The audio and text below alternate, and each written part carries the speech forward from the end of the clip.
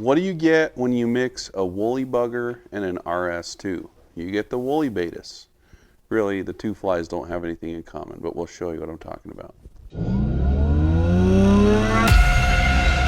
Fly, fish, food.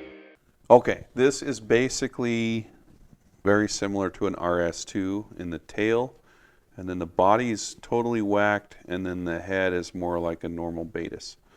But I am using nano silk.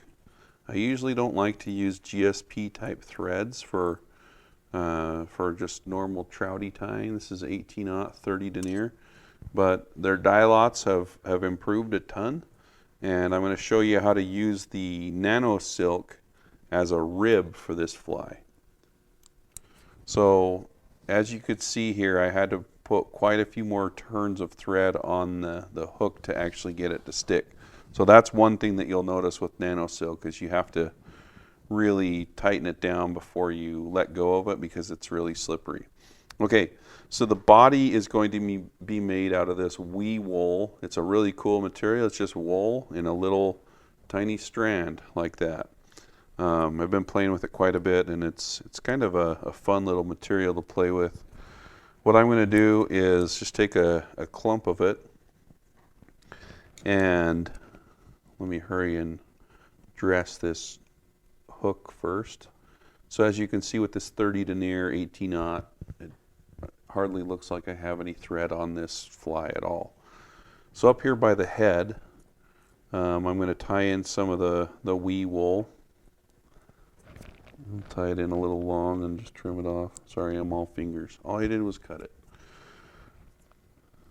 All right, and I will take this and wrap it down the whole body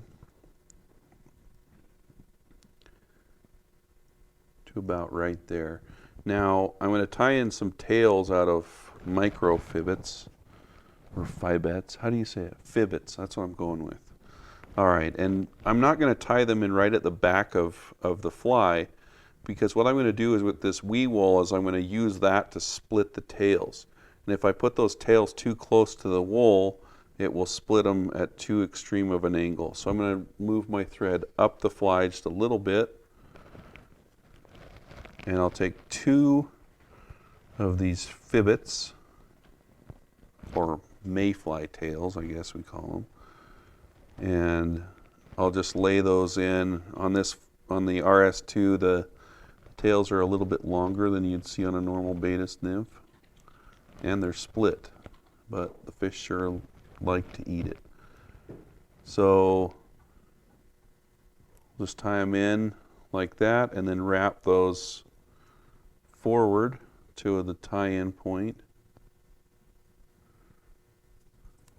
Trim it off, and then I'm actually going to take my thread and wrap it back down to the tie-in point of the tails. And from here I'm going to take my thumbnail and push that up in between those two tails to begin the split. And that looks good, but they won't stay split like that if I just leave them. I have to put something permanent there that will hold them in place. So what I'm going to do is I'm going to trim off the excess. Really, I should have only used that much. I've got the wee wool and I've pulled that between the tails, and you can see it's a buggy little material, and I'm just going to catch that with the nano silk and pull it tight with my left hand each turn of thread, and I'm just using that as the rib, so it kind of creates a bumped back body. It's going to maybe behave a little differently in the water. Now I'm going to just trim that off, and the wing case is just going to be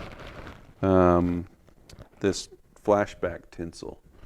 And I just have a black, it's just plain black, there's no flash to it or anything. And this can be kind of a challenge to tie in with nano silk because it is so slick. Both materials are slick, so you kind of get it started up by the bead, and then I'm going to wrap back to create a little bit of a thorax.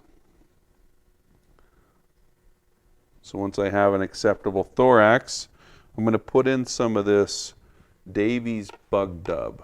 Well, that's really bright.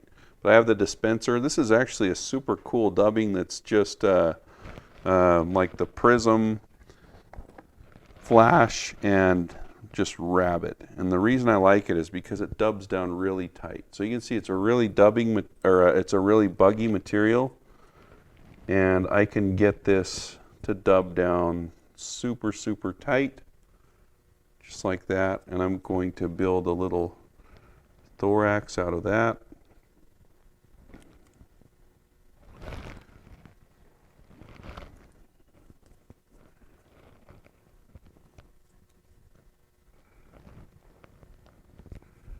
There we go, just a tiny little thorax, and then I'll pull the flashback material over and tie that down. Okay, so I've got this flashback tied in, and I'm just going to pull it back now and put a few turns of this thread. As you can see, there's literally no buildup at all. And now I'm just going to come in here and cut that off and whip finish it. I've got this little tiny TMCO whip finisher that works well for these types of flies.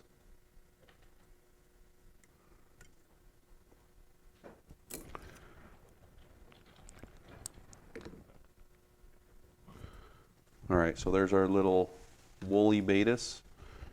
Let's tag it with a little tiny bit of super glue as head cement. And you'll want to fish this fly either just kind of in the surface or on a nymph rig, but as an emerger, as the hatch is going on, this works really, really well. And don't forget to like and subscribe our channel, or Curtis will be really, really mad.